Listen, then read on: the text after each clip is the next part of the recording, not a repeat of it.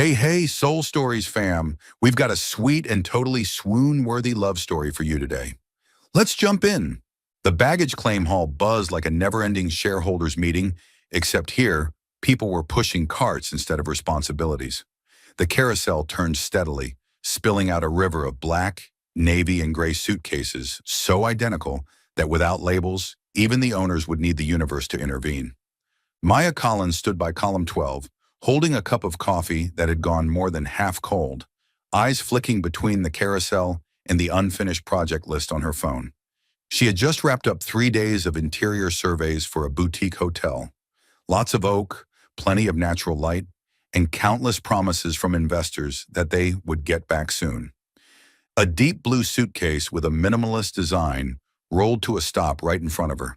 A brown leather ribbon tied to the handle, exactly the kind of subtle marker she always chose, just enough of an accent, not flashy. Maya reached down and lifted it with the practiced ease of someone long accustomed to solo flights across time zones.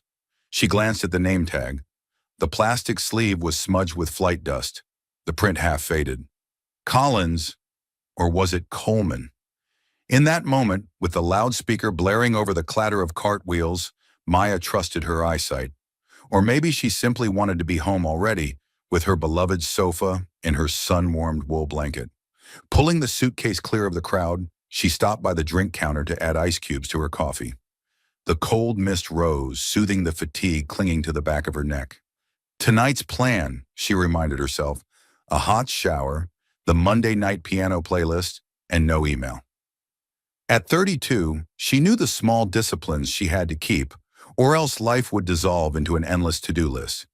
In the taxi home, she texted Zoe, her best friend and unofficial major shareholder in all emotional decisions. Landed safe. Don't call. On a temporary ceasefire with humankind.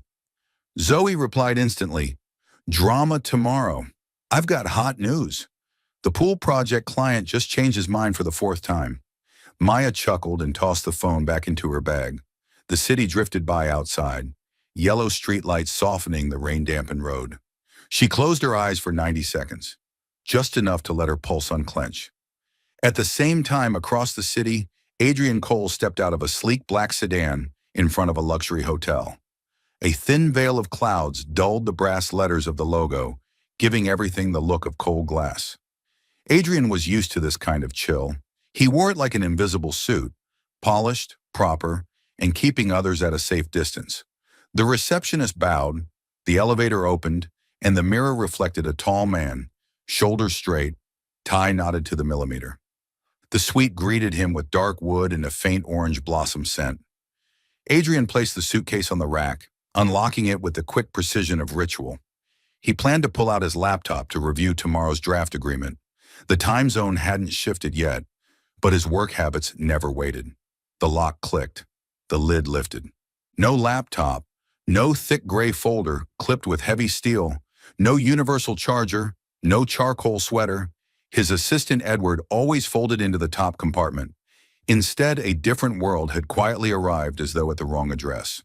On top lay a beige fabric-bound sketchbook, the corners gently worn from travel. Beneath it, a box of pens in every tip size, a metal ruler, fabric swatches pinned together, and a small canvas pouch stamped with "Tools for Building Cozy Chaos." In the corner, a pair of mustard-colored wool socks was neatly rolled and placed next to a bundle of loose-leaf peppermint tea tied with twine. Adrian froze as if someone had turned on strange music in the middle of a board meeting. He picked up the sketchbook. The first page showed the floor plan of a living room with tall windows, arrows, and notes carefully marking the flow of light. Along the margin, a flourish of handwriting read, "Sofa long enough for one to lie down reading and one to rest their feet. Love needs square footage." He let out a faint scoff, whimsical but logical. The next page was a rendering of an open kitchen, a stone-topped island, slim-legged bar stools. A note, "A beautiful kitchen encourages cooking. A lived-in kitchen encourages staying." In the corner, an arrow pointed to a hanging lamp. "This light should be warmer than 2,700 Kelvin. No one wants dinner to look like surgery." Adrian caught himself pressing his lips together to stifle a laugh. Strange. It was like someone had cracked a window open in the middle of winter. He flipped again. The third page, a library, tall shelves, a broad window ledge. Note, if there's no seat on the sill, don't call it a reading room. And at the bottom, smaller words, buy a giant pillow to cry into properly on bad days. This brand of sarcastic optimism fits perfectly with the disciplined technical lines. Hard, soft, rational, playful. He felt intrigued, a rare word in his emotional dictionary lately. A pack of sticky notes slipped out as he tilted the notebook. Yellow, green, coral pink squares, each with short lines, part reminder, part joke. Buy a rug that vacuums easily, clean faster, live longer. Plant goes here to hide ugly outlet. Hard truth, but prettier. Leave space for the no one ever sits here chair. There's always one. Adrian imagined the hand that wrote them. Steady, quick, unafraid of leaving opinions behind. A personality sketched clearly than any business card. As he set the notes down, his fingers brushed something cool and round. In the corner pocket sat a small glass jar with a dull silver lid. A handwritten label, slanted, Jasmine and Honey. Just 2 words. No brand, no logo, no marketing. Something deeply personal. Adrian lifted it. The weight in his palm made him handle it more carefully than his own belongings, an instinct he seldom had. He twisted the lid. The faint rasp of metal threads sounded almost like a whisper. A fragrance unfurled, not flooding the room, not claiming it, but seeping in like lamplight at dusk. Warm, gentle, honest. Jasmine first. Fresh, green, like blossoms still holding morning dew. Then honey. Not syrupy, not candy, but soft, mellowing the edges of jasmine. And in the distance, he thought he sensed dry wood, the pages of a well-thumbed book, or maybe the open sketchbook tricked his senses. He stood still, letting the scent brush his skin like a stranger's hand grazing his shoulder. Lately, Adrian's world had been the smell of new plastics from devices, leather from auditorium seats, lacquered boardroom tables, the industrial scent of central air, sterile, harmless, soulless. But now with Jasmine and Honey, a door opened without a handle. Late summer afternoon, window cracked, slow breeze, paper rustling, half-cut oranges on the table. The feeling of home, no address, no map, just a safe lodging inside one's chest, suddenly returned. He almost laughed at himself. What did neuroscience call this? He wondered. Olfactory emotional linkage? He vaguely recalled an article that mentioned scent shortcuts into the limbic system. But that was about other people. And yet here he was, a man who had confidently locked away all corridors to the unnecessary, standing still, holding a stranger's perfume, letting it pick the lock as if the key had always been there. His phone buzzed. An email from Edward, updated meeting schedule, a memo to sign before 9 a.m. Adrian set the jar back, ready to zip the suitcase. His hand paused on the fabric cover, eyes caught again by those small, frank notes. He let out a soundless laugh when he found another slip tucked inside. Note to future self, if tomorrow you wake up tired, brew tea. If tea isn't enough, open a window. If still not enough, buy a plane ticket. Clearly, the writer wasn't one to wait for permission to make life gentler. He sat beside the suitcase, leaning back against the bed frame, listening to the steady hum of the air conditioner. 1 second, 2, 3. The small jar rested in the corner, light catching the liquid inside, clear as diluted honey. He closed his eyes, repeating the 2 words on the label, Jasmine and Honey, and felt his chest ease, like after a rare deep breath. The electric kettle clicked, red to green, but Adrian didn't get up to pour tea as usual. He remained there, palm absently stroking the coarse fabric cover, tracing the weave. The strict cold script of his life had suddenly been footnoted by someone else's handwriting, unsanctioned but not unwelcome. He opened his eyes, scanning the flawless room, flawless in a way that now felt cramped, before turning back to the foreign suitcase. Just before standing, he reached for the jar again and opened it once more. Just a short inhale to test if the feeling had a chance. It hadn't. The scent made him feel something he hadn't in years. Warmth. Morning in Brooklyn opened with a strip of sunlight slipping through the blinds, landing squarely on the little cactus pot on the windowsill. Maya had named it August because it survived as stubbornly as New York summers. At 8:10, she stirred a pot of oatmeal, sprinkled roasted almonds on top, then stood back as if she had just finished a piece of modern art. On the kitchen table sat a steaming cup of peppermint tea, and next to it, the deep blue suitcase from last night, silent, unmoving, like a guest unwilling to reveal its name. Her phone buzzed. Unknown number. Maya glanced at August. "What do you think? Spam or destiny?" She swiped to answer, put it on speaker, and one hand still stirring to keep the oats from sticking. "Good morning, Ms. Collins." A calm, polite male voice, exactly the kind used to open slide-heavy meetings. "This is Edward, assistant to Mr. Adrian Cole. Last night—" "Wait," Maya cut in, turning down the stove. "Edward who? Edward Scissorhands or Edward the spreadsheet master?" A measurable pause.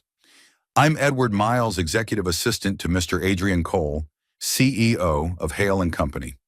Last night, there was a baggage mix-up at JFK. We believe you are currently in possession of Mr. Cole's suitcase." Maya eyed the suitcase resting innocently on the wooden floor. Her instincts nudged her to pull out a chair and sit. "Oh, the Edward. Hi there. But tell me, is this a new scam? Pretend to be a CEO's assistant, lure strangers to a meeting point, and steal their kidneys?" "I can send a confirmation email from the corporate address right now," Edward replied, not rattled in the least, his tone the kind of calm born from years of odd questions. "Or you may call Hale and Company's main line and ask to be transferred to my extension. Or," Maya took a sip of tea, "you described to me a few items inside your boss's missing suitcase. The more unique, the better." Another pause. "I haven't seen the contents of the suitcase, ma'am, but I do have Mr. Cole's standard travel inventory, a laptop, a file folder, 3 shirts, 2 suits, 1. Oh, that's enough. Thank you, Edward. That list could be copied and pasted from Wikipedia. Office men's starter pack. I'll check." She looked at the suitcase, then at the oatmeal, then back at the suitcase. "Give me 5 minutes. If I find a world domination plan in here, I'll call you back. If I don't, that means I'm busy reporting this scam to the police." "I understand." Edward's tone didn't waver. "This is my direct number showing on your screen. Thank you for your cooperation." The call ended. Maya set the phone down and pulled the suitcase closer. Her fingers lingered on the zipper, a moment suddenly solemn, like opening a parcel from outer space. She pulled. Zip. No duck pajamas, no beige sketchbook, no tea pouches. Instead, a world of crisp lines and polished surfaces, shirts folded with military precision, 2 charcoal suits without a stray thread, a watch box nestled in black foam like a satellite, and, well, hello there, a file folder stamped with the Hale and Company logo. "Oh my God," she exhaled, a sound half defeat, half admiration. "Congratulations, Maya. You now temporarily own the property of a man who worships at the Pantone altar of gray to grayer." She flipped open the folder. Company name, clauses, fine print as dense as the forehead wrinkles of chronic insomniacs. The phone buzzed again. Another unknown number. Same prefix. Maya waited for a beat before answering. "Yes?" This time not Edward. A voice deeper, lower, cold enough to cool the steam in her kitchen. "This is Adrian Cole." Maya blinked. The name sat right there on the folder in front of her. She looked at the suitcase, then in August. "You could be anyone borrowing the name off this folder," she said, sliding the suitcase slightly farther away, as if it might be eavesdropping. "I need my suitcase back today." His words were clipped without echo. "Inside it, you'll find—" "Hold up, Mr. Cole. If you are Mr. Cole—" Maya propped her elbow on the table. "Let's do multi-factor authentication. I'll describe one thing in the suitcase I'm holding. You describe one thing in the suitcase you're holding. If it matches, I believe you. Fair?" 3 seconds of silence. "Fair." Maya scanned the lineup of shirts like obedient soldiers. She picked up the watch box. "This suitcase has a watch in a black case, face like a moon without air, and it looks so expensive, I feel 10 years poorer just looking at it." Oh, and a charcoal suit on the left. Brand I refuse to read. Too much risk of cardiac arrest. The man gave a short exhale, as if suppressing a laugh. Accurate. Now your turn. A beige fabric sketchbook, corners worn. Inside, a living room floor plan with a margin note. Sofa long enough for one person to read lying down and another to put their feet up. Love needs square footage. His voice paused half a beat, as if choosing carefully, then continued. A canvas pouch that says, Tools for Building Cozy Chaos. A pair of mustard wool socks. And a small glass jar labeled jasmine and honey. Maya bit her lip. Her heart skipped. Not from romance. Well, maybe 10% from romance, but from surprise. Okay, you win. Or you're a master hacker who somehow broke into the diary of my life. She burst out laughing, her laughter bouncing off the kitchen ceiling like bright dust motes. Honestly, I thought you'd be the kind of guy who used the suitcase as bait to lure me out and sell me to a kidney harvesting gang. On the other end, a rare meteorological event occurred. Ice cracked. Tiny. Quick. But real. Adrian, the man who had long considered laughter something to be left outside the office, actually chuckled as though someone had plucked a long silent string. I don't trade in organs, he said, his voice softened by 1 Kelvin. And your suitcase is not effective bait. It distracts me. Oh? Maya rested her chin in her hand. Because of the mustard socks? Because of the notes, he admitted, an honesty strangely un-CEO. And the scent. The oatmeal on the stove gave a warning bubble. Maya turned it off, poured it into a bowl, and sprinkled cinnamon. All right, Mr. Cole, authentication complete. I officially confess, I grabbed the wrong suitcase at Carousel 12. I don't know how. Maybe the carousel knew I liked navy blue. I grabbed the wrong one too, he said. They looked uncannily alike. Same brand, same shade, same ribbon on the handle, Maya sighed. Aesthetic catastrophe. Across the city, Adrian glanced at the suitcase open on the chair, the jar of jasmine and honey glowing quietly in the corner, like a secret lighting the room. He didn't say that, but the thought of it lingering on the wrist of the woman on the line, warm, soft, staying just long enough, slowed his next words. Thank you for taking this call. I only picked up because Edward talks like a bank hotline, while you, Maya tilted her head half teasing, half serious. You talk like a man who doesn't have time for nonsense. That made me believe you. I don't, he confirmed, without pride, without apology. Which is why I want this resolved quickly. Could you open the top zip compartment of the suitcase you're holding? Inside, there should be a file folder. I need to confirm it's there. Hang on, Maya unzipped. A thick binder, steel-clipped, labeled, Proposed Partnership, Hale and Company X Orion. She tapped the edge, hearing the sound of dry paper. Still here. Nobody ate it. Good. Adrian nodded, though she couldn't see. Thank you. Maya spooned oatmeal, thinking fast. I could drop the suitcase at Lost and Found and let them contact you. I tried that channel last night, he said. It could take 48 hours. I need the document sooner. So what do you suggest other than meeting me in an empty lot at midnight? Maya arched an eyebrow, deliberately serious for 2 seconds before laughing and breaking the ice herself. The lobby of the Hale Regent Hotel, 11 a.m. today, Adrian replied, his organizer's nature unfolding like a city map. Edward will meet you in the lobby with security and reception. If you're uncomfortable, we can switch to the cafe across the street. It's crowded there. Maya tapped her spoon against the bowl, the clang reminding her, live lightly. I'll pick the cafe. Crowds mean lower kidney theft risk. She paused. But hey, if you're planning to ransom the suitcase with coffee, I like Americanos. No sugar.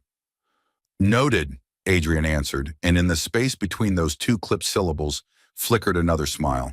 Small as an elevator light, but enough to light a face. Before we hang up, Maya said, tone slipping into unexpected sincerity, thank you for calling yourself.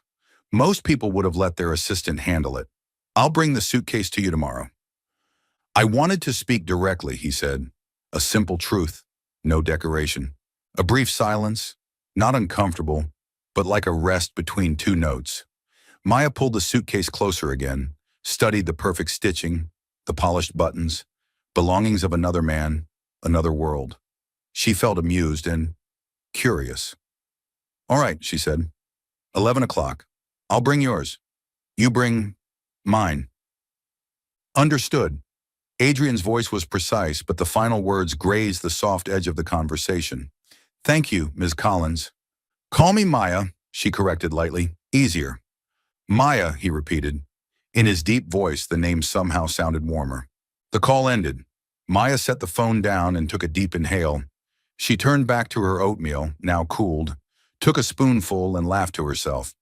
"Hacker 0, Maya 1, she muttered, pulling the suitcase closer, draping a soft cloth over it like a guest in temporary lodging. In the kitchen corner, August stood still, a silent witness as a new chapter unfolded over half a bowl of oatmeal.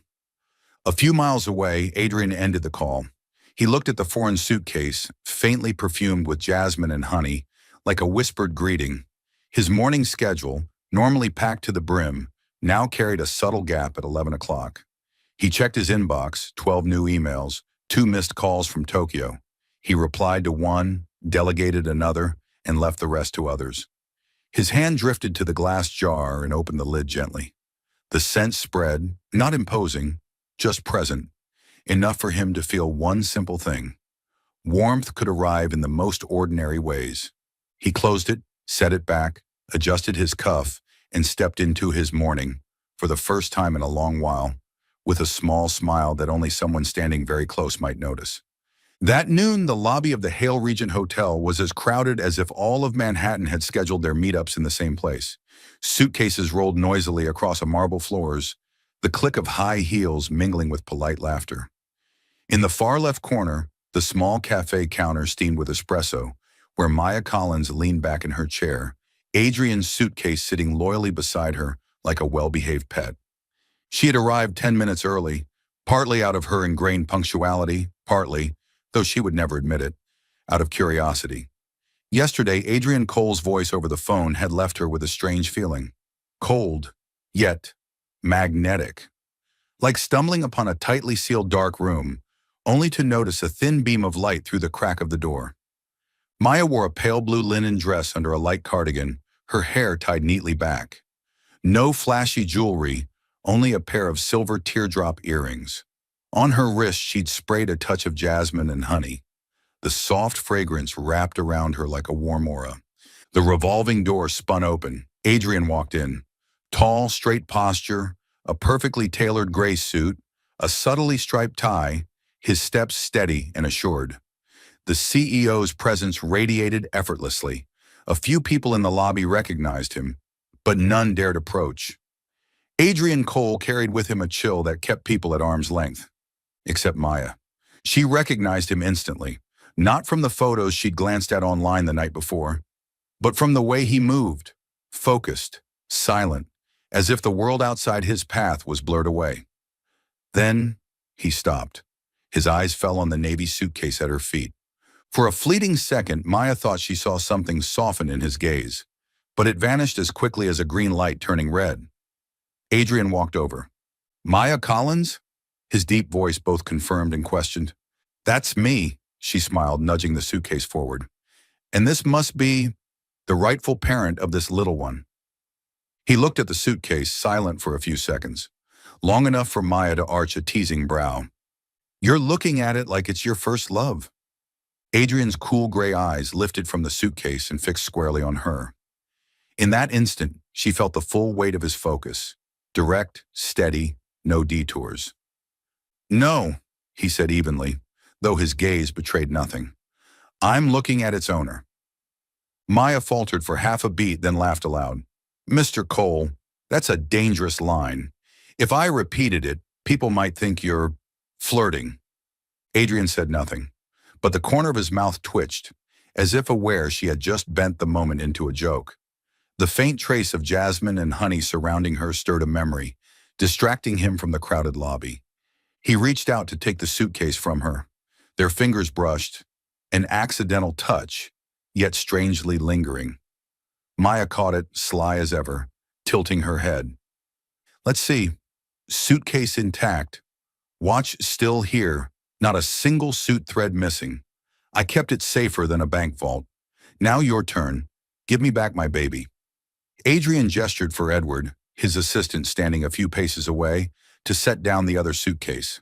Maya bent to check, unzipping it quickly while sneaking a glance at Adrian. Mm-hmm. Yep, this is mine. She pulled out her sketchbook, waving it in the air. If this went missing, half my professional secrets would have been exposed. Adrian's eyes lingered on the sketchbook. He remembered every line inside. Those notes, both witty and sincere. The image of it contrasted so starkly with his world of contracts and charts. He opened his mouth to say something, but Maya beat him to it. You peeked, didn't you? Let me guess. You probably laughed when you saw the note about the kitchen shouldn't look like an operating room. If I were you, I would have found it funny too. Adrian was caught off guard. Instead of anger or offense at her belongings being seen, she handled it with playful confidence, unfazed, and he realized after many years that he actually laughed. Not loudly, just a quiet sound, but enough for Maya to pause mid-motion and look at him closely. Well, the IC CEO finally cracks a little. She grinned, her eyes sparkling with mischief. All right then, we'll call it even.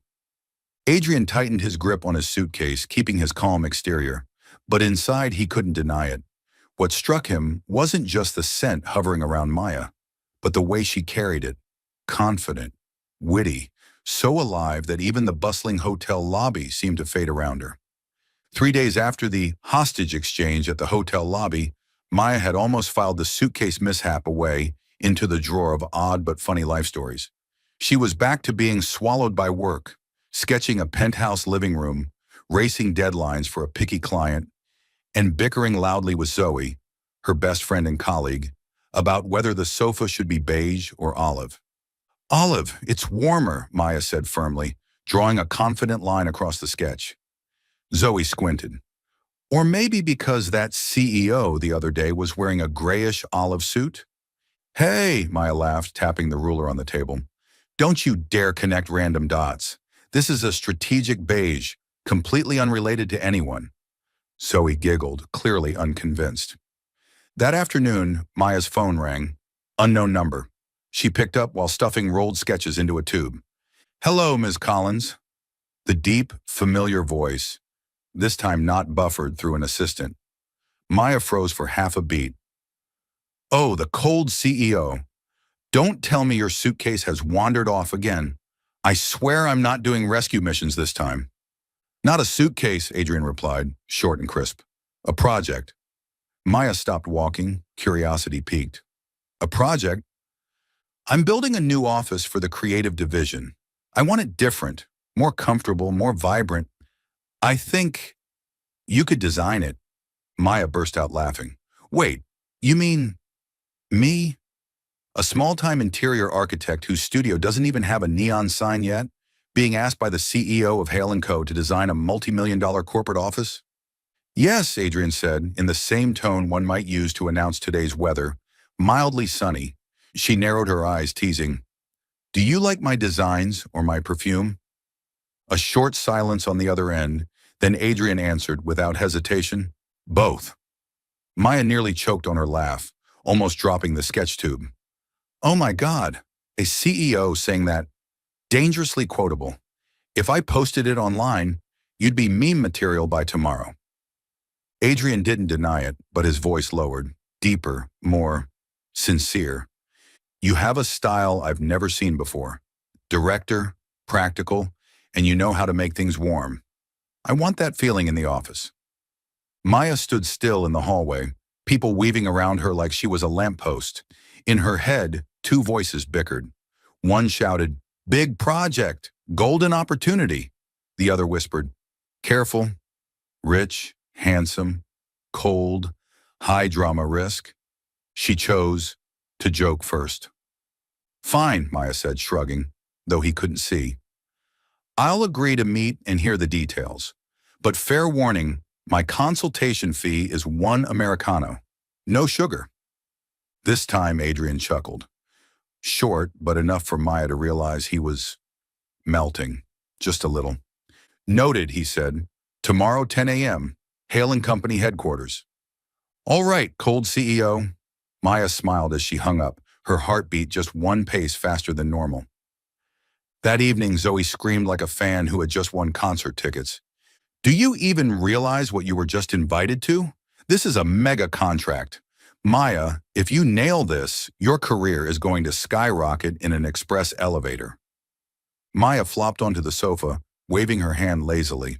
Yeah, it's great, but I still can't tell if he's more interested in my drawings or my note that says, kitchen lights too white, make dinner feel like surgery. Zoe planted her hands on her hips. Who cares? Just crush the project first. The perfume talk can come later. Maya hugged a pillow and laughed. But deep inside, something warm sprouted. For the first time in her life, someone had looked at her designs, inhaled the scent on her wrist, and said, both. The 28th floor boardroom of Hale and Company was infamous as the ice reserve, a place where any idea daring enough to flicker risked being frozen solid under Adrian Cole's stern gaze. The long, glossy table gleamed, the LED screen glared, and around it sat rows of directors and managers in immaculate suits. Everyone braced themselves for the latest presentation on the creative workspace for the new office project. Only one person entered carrying a floral tote bag, a giant sketchbook in her arms, eyes sparkling mischievously as if she were about to do stand-up comedy. Maya Collins. Edward, the ever-dutiful assistant, looked like he'd gladly trade her in for a proper business suit on the spot. But Maya simply pulled out a chair, set her sketchbook on the table, and sat down as calmly as if this glass-walled boardroom were her favorite coffee shop. Good afternoon, everyone, she smiled. I'm Maya, the one responsible for making sure your new office doesn't look like a tax center. A few eyebrows rose. Adrian sat at the head of the table, silent, hands resting on a file, his gray eyes as steady as ever. Maya flipped open her sketchbook and turned it toward the group. Here's the preliminary concept. I call it the office with enough chairs. Why? Because right now this room doesn't have enough places to sit, not because it's minimalist design, she paused, eyes glinting, but because it's minimalist. Budget. The room froze for 1 second, then burst into laughter. Even the CFO, the kind of man who only ever laughed at balance sheets, let out a chuckle. Adrian lifted his head. His gaze landed on Maya, sitting there, pen in hand, perfectly nonchalant after throwing a joke straight into the heart of the boardroom. And then the impossible happened. The corner of his mouth tugged upward. A smile. Small, fleeting as a breeze, but enough to make Edward nearly drop his pen mid-notes. Maya pressed on. You say you want a creative space, but you can't just slap an orange wall in here and call it done. People don't come up with brilliant ideas just because they're sitting next to orange. They need a place serious enough to sign contracts, but relaxed enough to think up something crazy. And seating, lots of it, so people can laugh together, argue together. She turned the page, revealing sketches of long benches mixed with low tables, a reading nook with greenery, whimsical details, teardrop pendant lights, a giant whiteboard plastered with sticky notes. I want meetings to feel less like a courtroom hearing and more like an oversized living room, a place where people feel most free to speak. One director frowned. Won't that be too comfortable? It could affect discipline. Maya arched a brow. Discipline isn't in the sofa, it's in the people. If someone wants to nap, they'll do it on a hard chair too. But if they want to create, at least let them do it in a seat that doesn't paralyze their back. Laughter again. A few heads nodded in agreement. Adrian remained silent, but his eyes never left Maya. She spoke quickly, sharply, her words both witty and sensible. No glossy charts, no jargon, just simple ideas hitting the heart of what people actually needed. And Adrian realized for the first time, the boardroom wasn't tense. It was warm. When Maya finally closed her sketchbook, she ended with one line. Workspaces aren't museums. They need breath and laughter. If this new office makes people want to stay 10 minutes after hours just to talk, then I'll have succeeded. A brief silence, then applause, scattered at first, then steady. Adrian leaned back, his eyes softening. Inside him stirred something strange, In a world of reports and numbers, this woman had walked in, brought laughter, and turned the air into something he hadn't realized he was missing. He looked at Maya, simple, confident, faintly wrapped in jasmine and honey, and for the first time admitted to himself, he was intrigued. The afternoon sky was clear, sunlight cutting into warm golden streaks across the steel frames of the half-finished Hale and Company office tower. The construction site buzzed with drills whirring, hammers clanking, and workers shouting over the din. Amid the concrete dust and scaffolding, one image stood out almost comically. Maya Collins, in her pale blue linen dress with an oversized denim shirt thrown on top, holding an ice-cold beer she just bought from the kiosk across the street. "Here, this is how you do a proper site survey," she declared, popping the cap with a hiss that rang louder than the drills. A few steps away stood Adrian Cole, crisp white shirt immaculate, holding a black coffee he'd picked up on the way. His brow furrowed. "You do realize this is a construction site, not a bar?" Maya wiped the foam from her lip, her eyes glinting playfully. "That's exactly why. I call it blending in. The workers already look at me like I'm some exotic species. Might as well give them something to laugh at." Sure enough, a couple of passing workers chuckled, shaking their heads at the tiny architect drinking beer in the middle of the dusty site.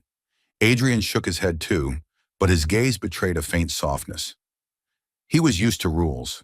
Black coffee, pressed suits, meetings scheduled to the minute. Maya was nothing like that. She turned a gritty worksite into a stage for lightness. They stepped into the unfinished lobby. Maya walked as she spoke, sketching invisible lines in the air. "Here, I want light pouring in like a waterfall. People should feel warmth the second they walk in, not that dreadful, 'oh great, another day of deadlines.' And over there," she pointed to a bare corner, "I'll put a round sofa, conversation style. No more boardroom vibes, more like living room chatter." Adrian watched quietly, sipping his coffee.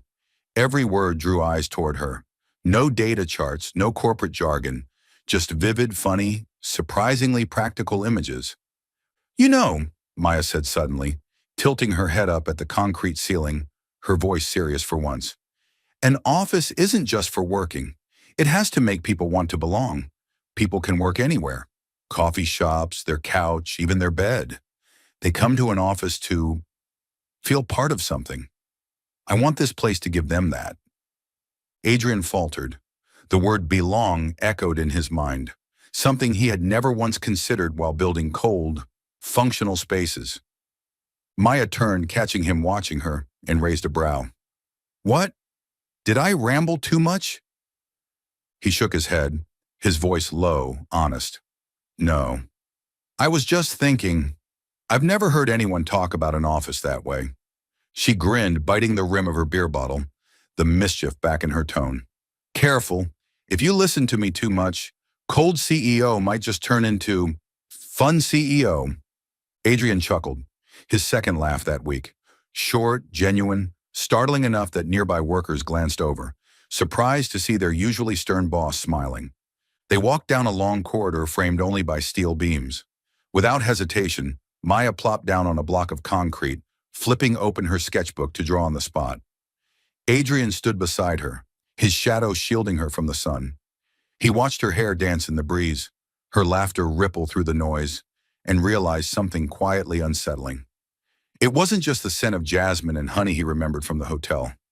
He was beginning to remember Maya's laughter too. Tidy, vibrant, filling the silent spaces he had long grown used to in his life. Night had fallen. Outside, the city blazed with neon lights, but inside Maya's small studio, the only glow came from her computer screen and the warm yellow of a desk lamp. Sketches scattered everywhere, alongside cold coffee cups and crumpled sandwich wrappers. Maya had tied her hair up high, eyes fixed on the 3D model on her screen. Every ceiling detail, light source, and chair rendered into life. A soft knock tapped against the glass door. She looked up, startled. Adrian stood there, still in his crisp white shirt, tie loosened, his face carrying the fatigue of a long day of meetings, but his eyes were strangely bright. "You What are you doing here this late? Maya frowned, hand still on the mouse. Edward said you were still working. I wanted to see. His tone was steady but lighter than usual. Maya shrugged, swiveling the screen toward him. Well then, cold CEO, welcome to my mini movie theater.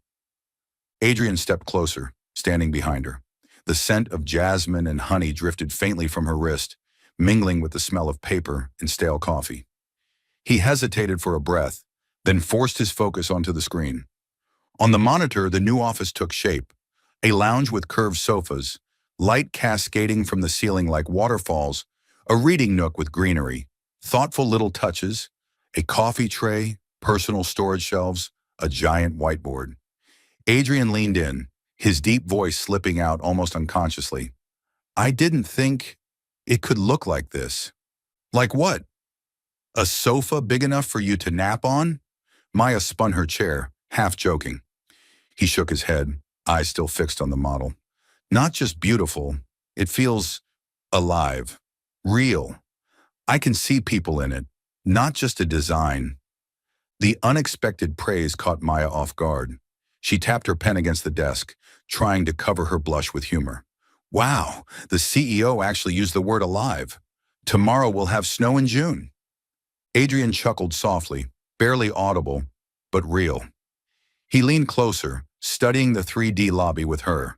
The distance between them shrank, just a foot or two. Maya could feel his breath brush her shoulder. Adrian suddenly realized his heart was beating faster, just like that night he first opened the perfume jar. The room grew unnaturally quiet. No traffic outside, no keyboard tapping, just jasmine and honey in the air, quickened heartbeats, and a space between them that seemed to dissolve. Maya cleared her throat, spinning the model to another view, breaking the silence. What about this area? I'm thinking of a self-serve coffee corner. Gives employees more freedom. Adrian looked at the screen, but his voice came softer, almost wavering. I think it's wonderful. The design and the person who made it. Maya froze for half a second, then laughed to shake it off. Don't say things people could misunderstand, Mr. Cole. He didn't reply, but his eyes stayed on her, gentle, as if he himself was starting to misunderstand his own feelings. That night, Adrian left with a certainty. It wasn't just the perfume he remembered anymore. He was beginning to remember the sound of keystrokes, the teasing remarks, and the smile that lit up her little studio like no lamp could. Still following the story. If this story found you outside of Soul Stories, we invite you home, to where every touching tale begins with truth, hope, and heart. That morning, the shrill buzz of news alerts dragged Maya out of her late sleep. She groggily scrolled through her phone and nearly dropped the coffee mug in her hand. Right on the homepage of a major news site, Cold CEO Adrian Cole's secret lover revealed. Maya's jaw dropped. Beneath the headline was a photo from last week's construction site, her perched playfully on a block of concrete, beer bottle raised high, laughing wide. While Adrian in his white shirt stood nearby, his gaze caught in a frame that made it look almost tender. Maya sputtered coffee all over her desk. Oh my God, since when are beer and shirts a scandal? She scrolled further. The comments burned her face. Classic, an unknown designer sleeping her way to the top. Bet the only thing she's good at is making men open their wallets. The cold CEO finally fell into a honey trap. Maya bit her lip, torn between fury and disbelief. But the humor drained away as one thought sank in. Her hard-earned reputation, now at risk of being reduced to the CEO's shadow. Walking into Hale and Company later that morning, Maya felt the weight of curious stares. Employees whispered as she passed, some smirking knowingly. Oh, look, the secret lover, she imagined them saying. In the elevator, she told herself, stay calm. You're here for work. Let them think what they want, but her chest still felt ready to burst. On the 28th floor, the boardroom was as frosty as ever. Adrian sat at the head, perfectly composed with his files. He nodded briefly when Maya entered, his gaze lingering a second longer than usual, then turned cold again. The meeting ran its course, covering progress, updates, budgets, and presentations. Maya forced herself to stay focused, her voice steady as she delivered design updates, even as those scandalous headlines screamed at the back of her mind. When it ended, the managers filed out, leaving only Adrian and Maya in the room. The door shut, and Maya spun around, arms crossed, eyes blazing. "See that? The press just turned me into something ridiculous." Adrian rose slowly, voice level. "I'll take care of it," Maya glared. "Take care of it? What, hire your legal team to bury the story, pay another outlet to run a nicer one?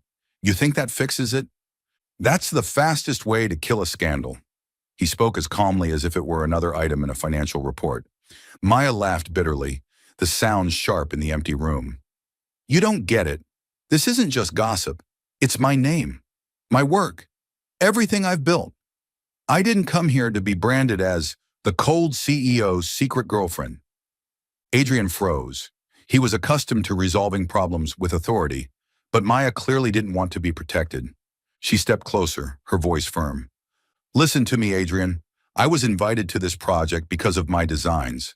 I work for my ideas, not because I know you, and definitely not because of some perfume or smile. I don't need favors. I don't need your reputation to validate me." Her eyes blazed, conviction so fierce it actually caught him off guard. She drew in a deep breath, finishing, "So from now on, we need clear boundaries. You're the CEO. I'm the designer. Business is business. I won't let stupid rumors taint this project, and I won't let anyone think I'm riding on your name." Silence hung heavy in the room. Adrian stood opposite her, his hand tightening around the pen he held. He wanted to say, "No, you're different. I brought you in not because of who you're seen with, but because of who you are." But the words stuck in his throat. At last, he only said, "I understand." His voice was low, steady, unreadable. Maya nodded briskly, stuffing her sketchbook into her bag. Before leaving, she glanced back with a weary but proud smile. "I don't need you to handle this for me, Adrian. I can stand on my own." The boardroom door shut behind her. Adrian stood still. The air still carried the trace of jasmine and honey, but this time, it mixed with a sharp aftertaste of defiance. And he realized Maya didn't need him to protect her, but that only made him want to keep her close even more. In the days following their fiery exchange in the boardroom, Maya all but vanished from Adrian's sight. She came to the construction site only at fixed hours, handed documents to Edward, or sent designs by email. Direct encounters with Adrian were rare, and when they did accidentally cross paths in the elevator or hallway, she only offered a polite smile, a nod, and walked on. The distance was unmistakable. For a man who had always claimed to prefer silence, Adrian found this quiet strangely unsettling. On the third consecutive evening, he sat in his vast apartment, the cup of coffee on his table long gone cold. In the past, he had taken pride in his control, a schedule packed to the brim, routines never broken, emotions neatly excluded. But now the absence Maya left behind seemed to seep into the smallest details of his life. He opened his refrigerator. Everything inside was perfectly aligned. Mineral water, canned coffee, pre-packed meals. Precise, colorless. He remembered the time Maya had peeked into it, wrinkled her nose and teased, "Is this a fridge or a supermarket display? You know this dinner has no soul, right?" She had slapped a sticky note on the door afterward. "Add fruit or you'll run out of vitamins." He hadn't removed it. Now, staring at the faded ink, his chest felt heavier.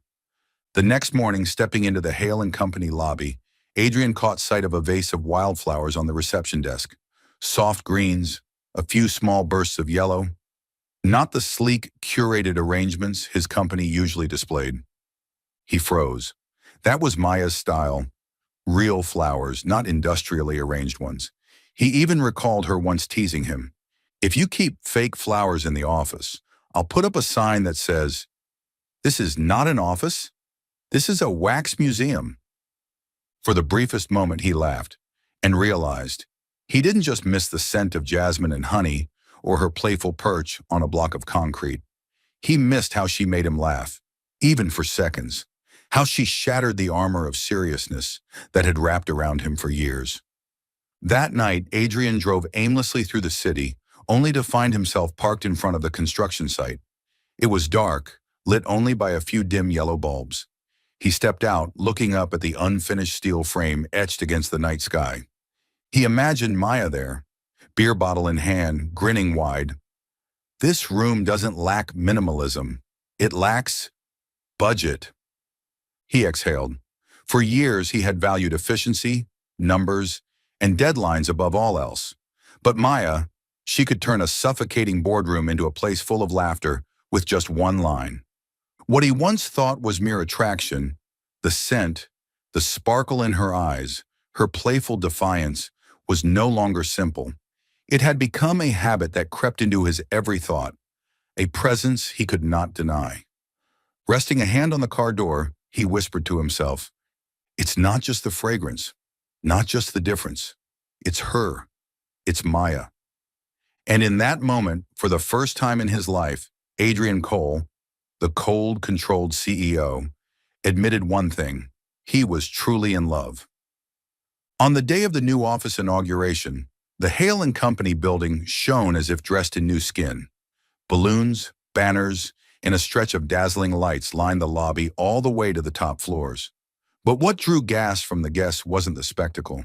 It was the office itself. Every brick, every chair, every patch of greenery radiated warmth and freshness. Maya stood off to the side, clutching her familiar sketchbook, her heart racing.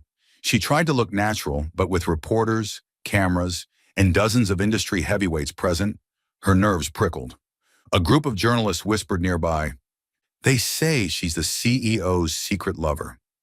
But looking at this project, it's hard to deny she's talented. Maya bit her lip, forcing herself to focus on the MC's words. Then Adrian appeared, tall, composed in a gray tailored suit, dark tie, and calm strides. He was used to press conferences and ribbon cuttings, but today Maya noticed something different. After the ribbon was cut, Adrian stepped onto the podium. His voice was low and steady. "Thank you for joining us today to celebrate the launch of Hale and Company's new office. I won't speak much about numbers, market share, or strategy. Today, I want to speak about someone." The hall rippled with murmurs. Cameras flashed furiously. Maya froze, her heart pounding in her throat. Adrian drew in a breath, his eyes sweeping the audience until they rested squarely on her. "This space you see today, full of life, full of connection, wasn't created by me or by any reports. It was the work of Maya Collins, a designer I am deeply proud to have worked with." Maya flushed red. Reporters exchanged glances, pens already poised for headlines. But Adrian didn't stop. He lowered the microphone, stepped down from the podium, and walked straight toward her. Amid the stunned stares, he stopped before her, raised the mic once more, his voice deep but resonant. "She didn't just design this office, she redesigned my life." The hall fell silent. "I once thought I was only intrigued by a scent that lingered from a suitcase switched at the airport. But the truth is, what held me wasn't perfume. It was her laughter, her honesty, her talent, and her heart. Maya, I love you." Maya froze, breath caught. The hall erupted. Whispers, gas, the furious clatter of cameras. But in that moment, all she could hear was the wild drum of her own heartbeat. She drew in a breath, lifted her chin, eyes shimmering.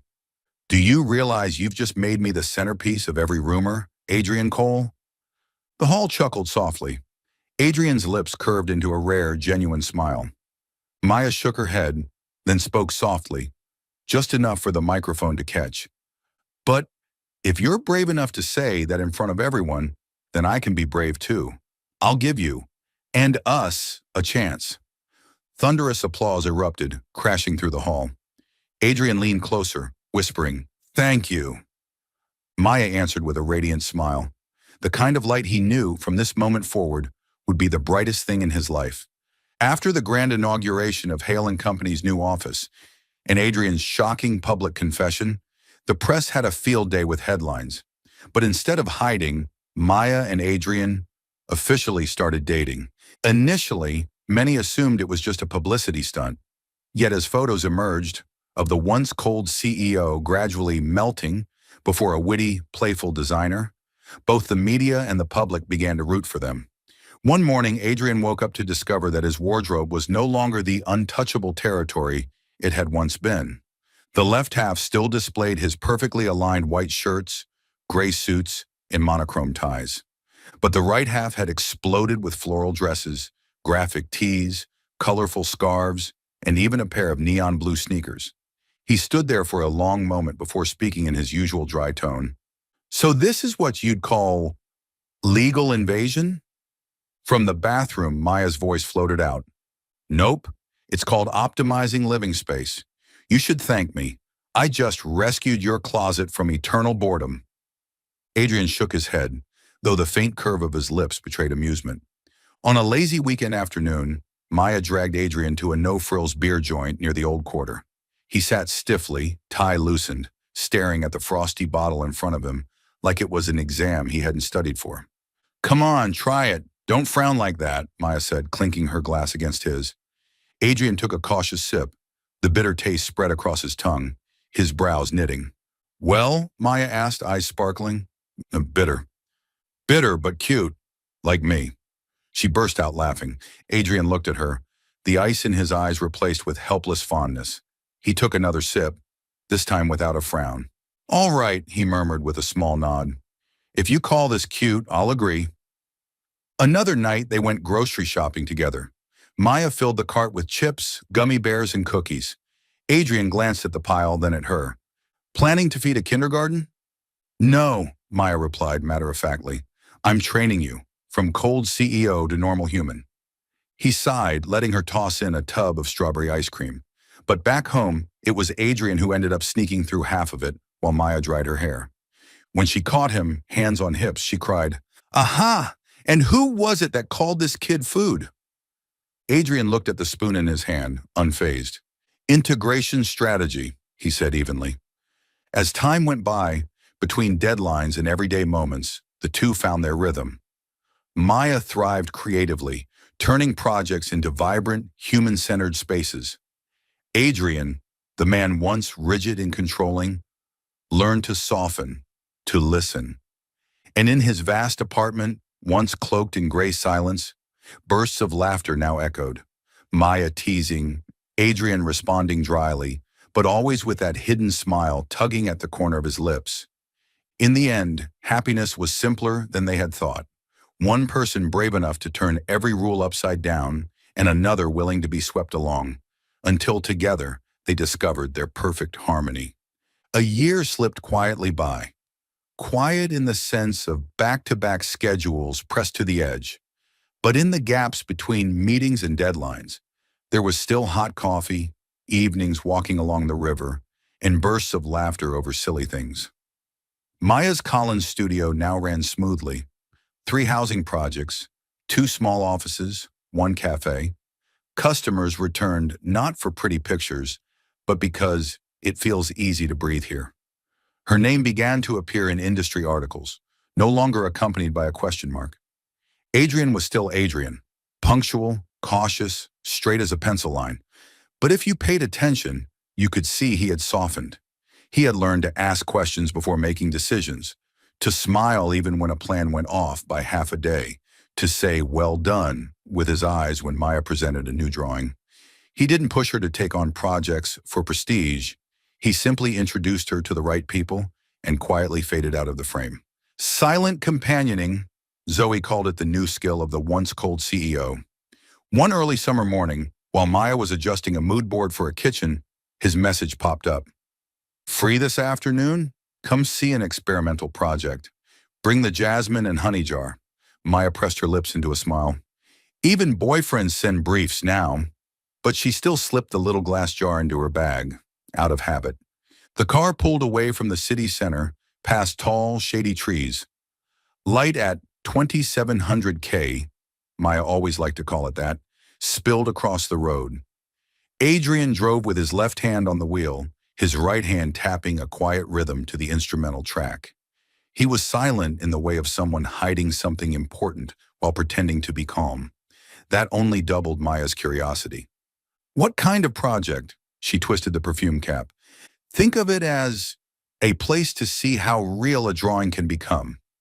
His voice was low, holding the secret until the last moment. The wooden gate opened to reveal a 1.5-story villa nestled among trees.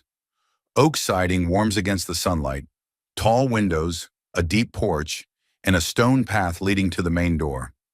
On a small wooden sign hung at the porch, hand-carved letters read, Jasmine and Honey. Maya froze, her hand unconsciously gripping her bag strap. You name the house after my perfume? After the thing that led me to your sketch, Adrian replied, lips curving slightly, and after the thing from which everything began to soften. She stepped onto the porch. The door opened, and Maya understood why he had stayed silent. Inside was her sketchbook, turned into atmosphere, a living room with high ceilings and exposed beams, sunlight pouring from clear-story windows like a waterfall, just as she had scribbled in the margin.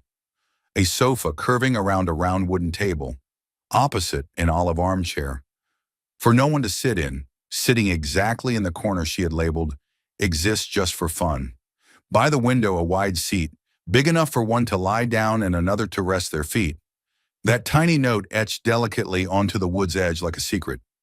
She touched the table's surface, oak-coated in matte oil, warm and smooth. Fresh wood mingled with the jasmine scent from the jar she carried, as if someone had just flipped the home switch. The kitchen's to the right. Adrian tilted his chin. Maya turned and burst out laughing. A matte stone island, sand-colored cabinets, brushed brass handles. On the shelf edge, a small brass plate engraved with her own words, "Kitchen lights shouldn't feel like an operating room." You even engraved that joke? Because it makes the kitchen a kitchen, he said simply. And here, he opened a cabinet door. Inside, a yellow sticky note read, "Add fruit or you'll lose all the vitamins." In her own familiar handwriting, Maya choked on laughter. A very devoted copycat. They walked down the hall, a cozy reading nook tucked by a window to the backyard, tall shelves, oversized pillows, for crying properly on bad days, a fabric-shaded floor lamp casting the soft glow she loved. A small study with a pinboard, a wide wooden desk, and a window looking out to a pergola. Everywhere she paused, she found one of her old notes turned into matter. "Is this an R&D project of your company?" she whispered, afraid to break the fragility. "No," Adrian shook his head. "It's my house, or ours if you want. I spent a year following every stage of the construction process, every detail." She whipped around. "You supervised it yourself?" "Not by myself, by a good team," he corrected, "but I learned to let them lead. You were right. A good house doesn't need a loud commander. It needs someone to guard the warmth." Maya fell silent. The window frame blurred.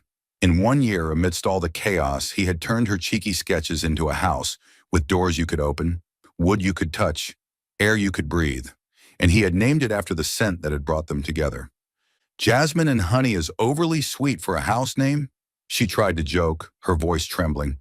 "But I like sweets." "I know." Adrian smiled faintly. They stopped before the last wooden door at the end of the hall. "One more place," he said, opening it. The master bedroom is spacious, featuring a window seat covered in white cushions and sheer curtains swaying in the breeze. Beside the window sat a low chest-like cabinet. On top rested a small, deep blue velvet box. Maya swallowed hard. The air slowed by half a beat. Adrian didn't rush.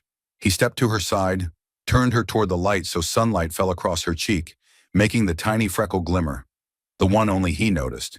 He didn't need background music. The rustle of leaves outside was enough. "You once said," Maya whispered, "the next life begins at a window seat big enough to lie down on." "And by changing the Wi-Fi password," he added, "to Jasmine and Honey." They both laughed. Then he picked up the box and opened it. A slender platinum ring lay on velvet, the stone shining modestly, not showy. Adrian looked up, his gaze steady and warm, his voice slow, each word distinct. "The first time you picked up the wrong suitcase, I found the scent of destiny. But what I truly want to keep is you." The words fell, soft as evening light on wood. Maya raised her hand to her mouth, shoulders trembling. She laughed, the kind of laugh that had pulled him out of perfect walls, and tears came uninvited. "Do you know," she stammered, half laughing, half crying, "you've just forced me to say yes while still wanting to bargain?" Banter first, nod later.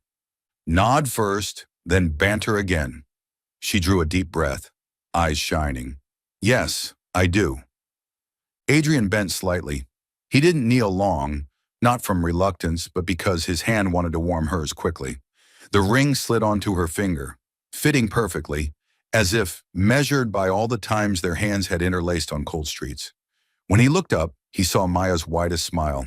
Now for the post-marriage terms, she recovered, wiping her eyes. Closet space, 58 to 42. 55 to 45, he shot back instinctively.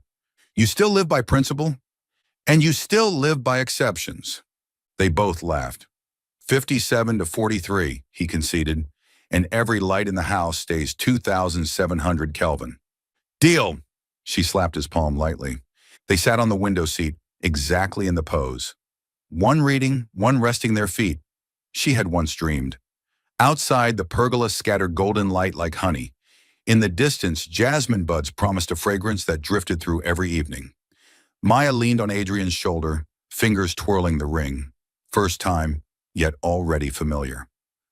Thank you, she whispered, for walking beside me this past year. Not pushing me to run faster, not pulling me back, just walking beside me. I learned from you, he replied, that the best design doesn't flaunt itself. It makes people feel at peace. They circled the house once more, arranging mint tea beside the Americano machine, sticking new notes, laughing at the olive chair that still looked smug. Back in the living room, Maya turned to him. This house, does it already have an owner? It has since the foundation was laid, Adrian said, gripping her hand. I just waited for today to hang the belongs to sign. Maya laughed. Then give me a hammer. I'll hang it myself. For true cozy chaos spirit. Fine, he nodded. But wear gloves. The sunlight softened and jasmine thinned in the air. Inside jasmine and honey, happiness wasn't loud. It spread like golden glaze on wood, like a warm note lingering on the tongue. Between the bitterness of coffee and the sweetness of the gummy bears Adrian was now addicted to. They stood by the door, looking once more at the hand-carved sign. Maya whispered, turns out destiny isn't a cliché. It has a scent. Jasmine and honey. And a sound. Your laughter, he finished. Since the day the suitcase went astray, they had weathered misunderstandings and storms, learned to draw boundaries and tear them down at the right places, and learned to balance love and career without losing themselves. Now in the house named for a fragrance, they had one final keyword, belonging. Maya turned, tiptoed, and kissed him quick on the lips, a kiss short, sure, clear as a signature on an approved drawing. From now on, she said, wherever the suitcase goes, remember to carry me with it. Adrian laughed. And you remember to bring the laughter. And this house in our minds, she blinked playfully. So even lost, we'll find our way home. Outside, the breeze stirred. Inside, the ring cast a tiny glint across the table. A happy ending, not for fireworks, but for something lighter than breath. Two grown people, choosing each other and knowing how to keep each other. Sweet, funny, enduring, just like the name carved above the door, Jasmine and Honey.